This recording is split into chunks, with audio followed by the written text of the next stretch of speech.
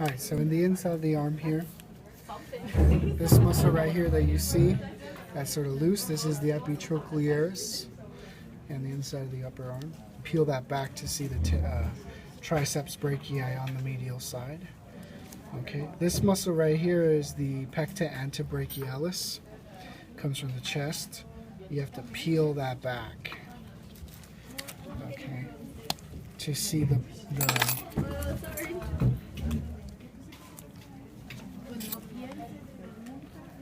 biceps brachii underneath it. Okay. Now, the lateral side. Okay.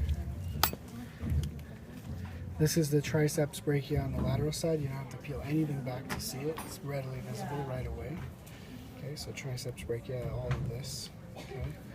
Now, right over the top, this one needs to be cleaned a bit, but right over the streaming, right over the top of it, that's going to be the spinal deltoid. Okay. Remember, in the human, you just have one deltoid, but in the cat, there are 3 regions. So spinal deltoid here, acromial deltoid here, okay, and clavodeltoid here.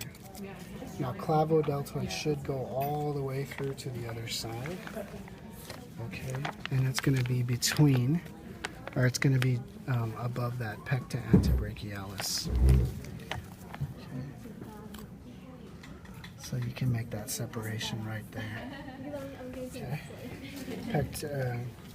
clavodeltoid. Okay. Now, when you go to the forearm,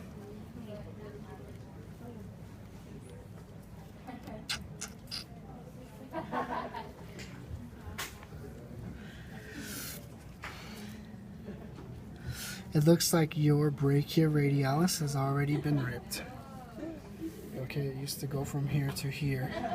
I thought I isolated it right there, but it wasn't. This isn't it. Okay, this is going to be the extensor carpi radialis longus, or extensor carpi radialis, sorry.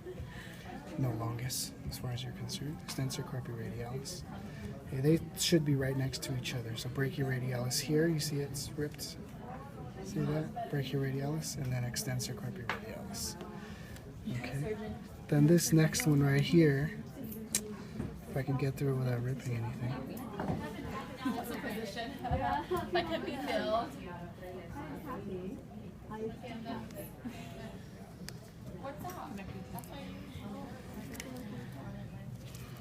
Okay, this next one right here. Okay. This is the extensor digitorum communis. Okay, extensor digitorum communis. This one next to it is the extensor digitorum lateralis. Remember, in humans, there's only one extensor digitorum, but in the cat, it's sort of split into 2 muscles. Extensor digitorum lateralis is the second one. Okay, and that's of course lateral.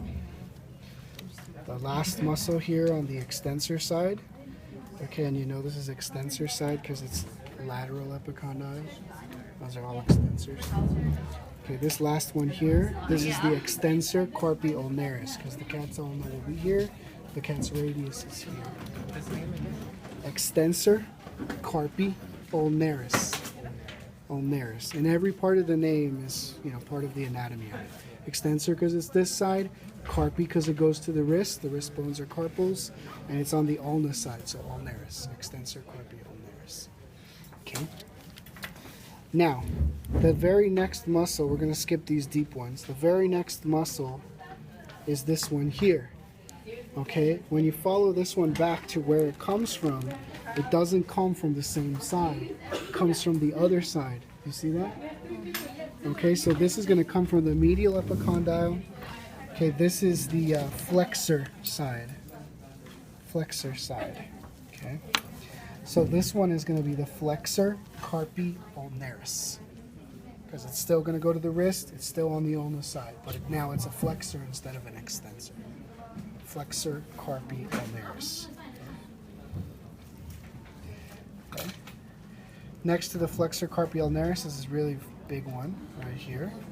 Okay, this one goes to the palm. This is the palmaris longus. Okay. Next one's a little bit deep. It's right here. right there. That's going to be the flexor carpi radialis, because this is the radius side of the cat's arm. Flexor carpi radialis. Okay. Finally,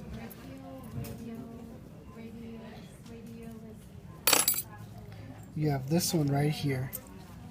Usually it's really easy to separate this one from all the rests. You see this sort of wall of connective tissue that extends from it. Sorry. Okay. This is the pronator teres. It usually makes a bump like this, like a hill or a mound. See that? That's the pronator teres. Okay, right here. Okay.